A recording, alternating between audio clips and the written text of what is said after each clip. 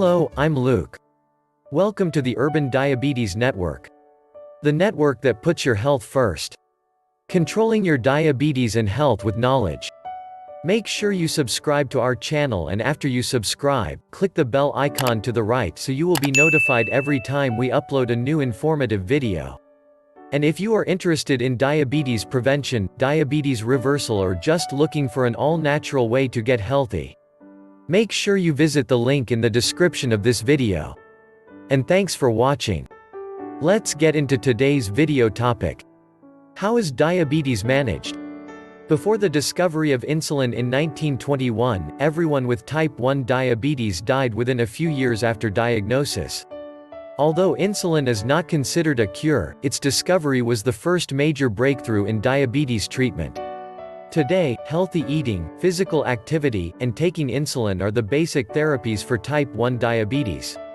The amount of insulin must be balanced with food intake and daily activities. Blood glucose levels must be closely monitored through frequent blood glucose checking. People with diabetes also monitor blood glucose levels several times a year with a laboratory test called the A1C. Results of the A1C test reflect average blood glucose over a 2 to 3 month period. Healthy eating, physical activity, and blood glucose testing are the basic management tools for type 2 diabetes. In addition, many people with type 2 diabetes require oral medication, insulin, or both to control their blood glucose levels. Adults with diabetes are at high risk for cardiovascular disease (CVD). In fact, at least 65% of those with diabetes die from heart disease or stroke.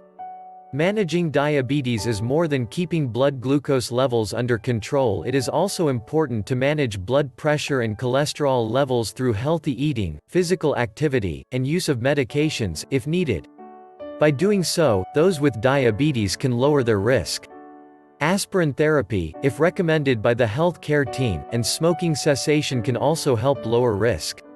People with diabetes must take responsibility for their day-to-day care.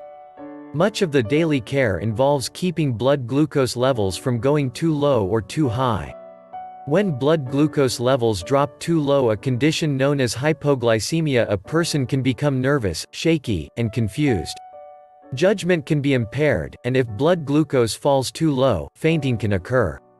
A person can also become ill if blood glucose levels rise too high, a condition known as hyperglycemia. People with diabetes should see a health care provider who will help them learn to manage their diabetes and who will monitor their diabetes control. Most people with diabetes get care from primary care physicians, internists, family practice doctors, or pediatricians. Often, having a team of providers can improve diabetes care.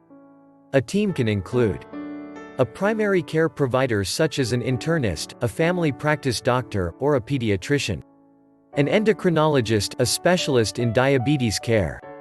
A dietitian, a nurse, and other health care providers who are certified diabetes educators, experts in providing information about managing diabetes.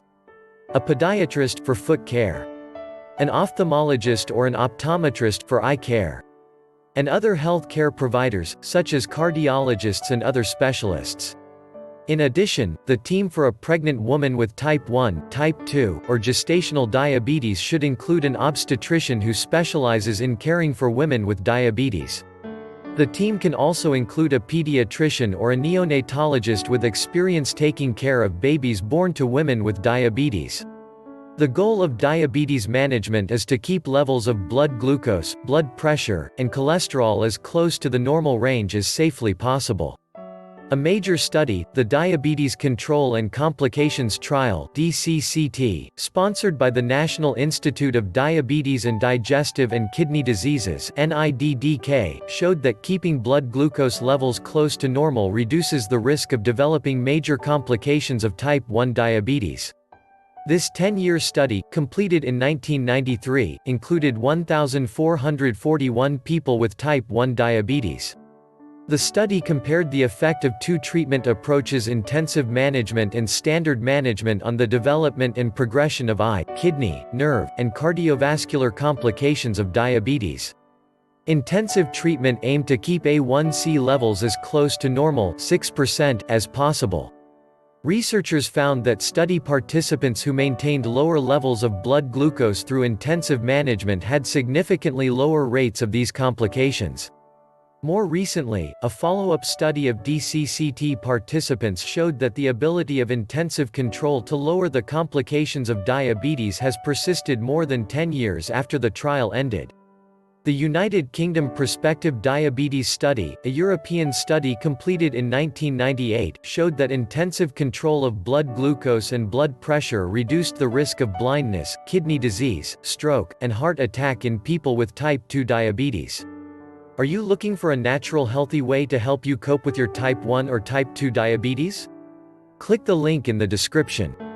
Thanks for watching the Urban Diabetes Network. We are on a mission to change how you view diabetes one video at a time.